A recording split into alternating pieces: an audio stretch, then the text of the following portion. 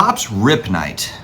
Wow. Not exactly what I had expected. Let's talk through it, my friends. Stick around. Okay, here we go.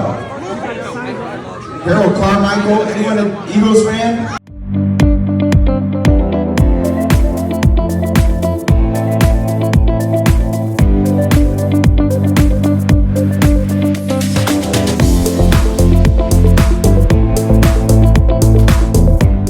What's going on, sports card hobby family? It's another day, it's another hotel room on the road, kind of spontaneously, to be perfectly honest with you. Invited last second to join up at the Topps Rip Night here in New York City. We went to to Mets Stadium, a brewery located at Mets Stadium, and the one and only Tom Brady did show up. It was very interesting. It's my first Topps Rip Night that I had ever been to. Did meet a couple of the Topps folks that were there. And shout out to people that I had met before but hadn't seen in a little bit. Al from waxstat.com, John, basketball card guy, and of course my buddy Matt from Ludex. Before I do a deep dive in, huge thanks to today's video sponsor, DC Sports 87. Maybe you want to sell on eBay, but you don't want to deal with all the listings and the packaging and all the stuff that goes along with it. All I do is I just send the stuff off to DC Sports 87. They handle it, no problem, easy peasy. 1 business day wait to get payout. I request payout. It takes 1 business day for them to respond to me, and it's on the way. So definitely check out DC Sports 87. All right, first we're going to talk about what I liked, and then there's a couple of things just thoughts that I was thinking when I was there, and then afterwards as I got to process this a little bit. I do have a few clips that I'll throw in here and a clip of Tom Brady speaking at this thing. So make sure you hang around till the end of the video. So they had a couple of different guests. Obviously, Tom Brady being the headliner. Ron Harper's son was there. And if you don't know who Ron Harper is, the Chicago Bulls Ron Harper. What time is it? Game time! Woo! His son had just committed to Rutgers University to play basketball, and he was there to do photo ops. And I didn't quite hear properly, but I think that he signed on to be with Fanatics. So just again, bear in mind, and we've heard this now, Panini has done this as well as Topps Fanatics.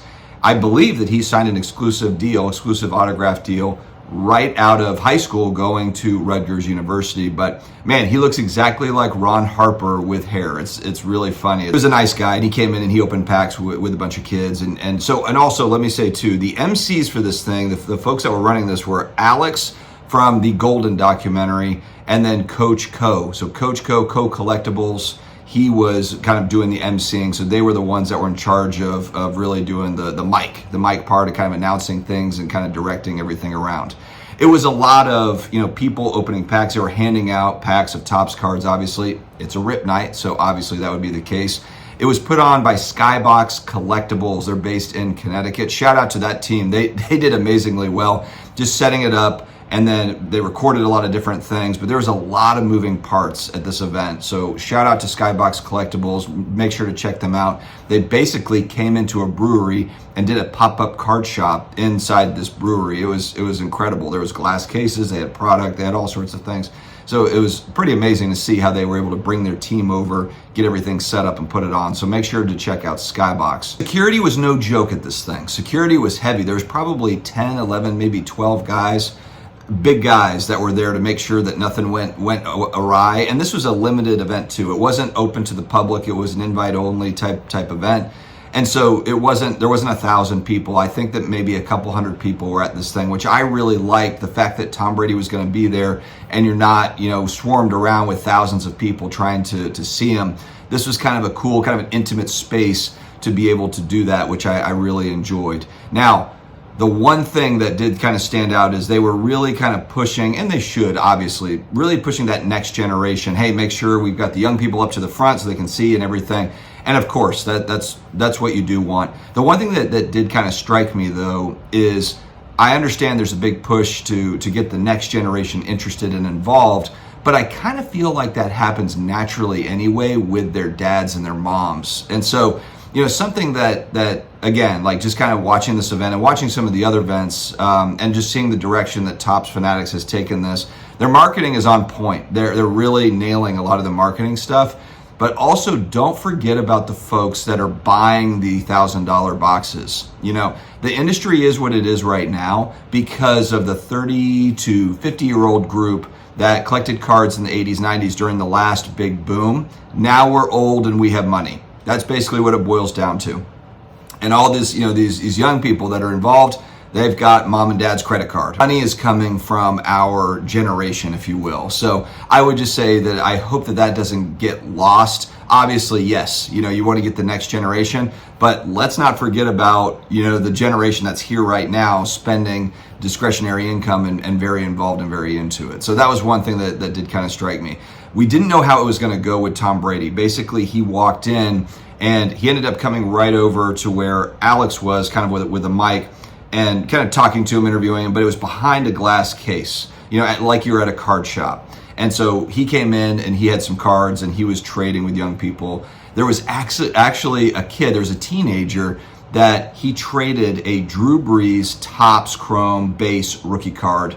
Tom Brady traded him that Brees card. If you watch my channel, you know that, you know, I'm a huge Drew Brees Saints guy. So I stopped him and I was like, hey, do you want that card? I will buy the card off of you, just because I thought it would be a cool story that Tom Brady had traded out that Brees card. He was like, oh no, I don't think I could do it because, you know, Tom Brady traded me the card. I was like, absolutely. But I had to give it a shot. I wanted to give it to my son. So anyway, that didn't work out. I didn't make any trades with Tom Brady. Tom, have you ever wondered what if you chose baseball? I'm happy I didn't. Yeah. But really, my love of sports really started with baseball. Really? Growing up in the Bay Area and being a big fan of the San Francisco Giants. And then transitioned to football as I got into high school. But at the same time, I loved collecting cards. And I loved, you know, being like these kids were. And I found a love of sports through studying the back of baseball cards, studying the back of football cards. And it was just a great hobby for me growing up. Probably better at that than I was in my own academic career. So that's where my numbers came Tom, from. you were a left-handed hitting catcher with Paul. What are the chances we can get you out in City Field and take it to BP? And it went out. I don't know. That would be a lot of fun. I would love that. Yeah? Yeah. I always love going out there and taking batting practice out there. Are you guys going to scream? You going to be in this with me? Yeah. How cool is this, you guys? Tom Brady's taking a video. You're going to all be in it. All right, hold on. Let's see some energy here. Hold on. I got to say my thing first. You guys ready? I love that. I want a lot of energy. What's that? You ready? Spencer. Hey, it's Tom Brady. I'm here at City Field and we're celebrating. Let's go! They also had, so Ron Harper's son had come over. They had a stage, not a stage, but kind of a line that was set up for pictures. So I thought the way that was set up is, okay, Tom Brady does this card thing, and then he's going to go over here and maybe he does like a quick snap, a quick photo with people that are in line, because really a lot of people were there to see him.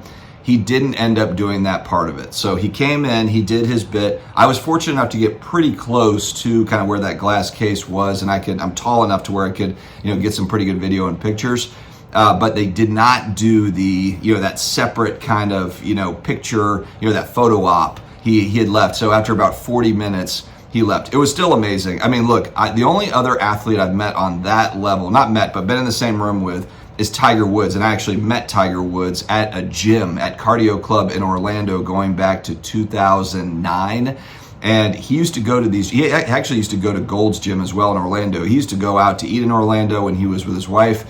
And then, of course, we know what happened. His marriage fell apart and he was in the tabloids and everything. But about 6 months before that all went down, I was on my lunch break at the gym, and I noticed kind of a shadow next to me, a guy next to me. There was a big, long glass wall. And I looked over and it was Tiger Woods sitting there. He was nursing an injury and kind of doing some lightweight type stuff. And I was like, man, I just have to go over and say, hey, I'm not going to ask him to sign anything, but at least I'm going to go over. I might never get this opportunity again. So I went over and I just said, hey, man, I'm a big fan, and I hope that you get better soon. And he said, thanks, bro. And he gave me a dap. And I was like, whew, Tiger Woods. That was Tiger Woods. So I was kind of hoping to have kind of a similar moment with Tom Brady where I could just say something quickly, like, you know, something about Breeze or, you know, whatever.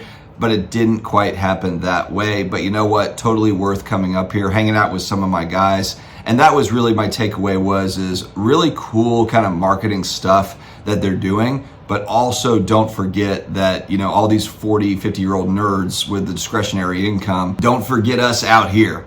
All right, guys, stay healthy, stay awesome, and I will talk to you again later.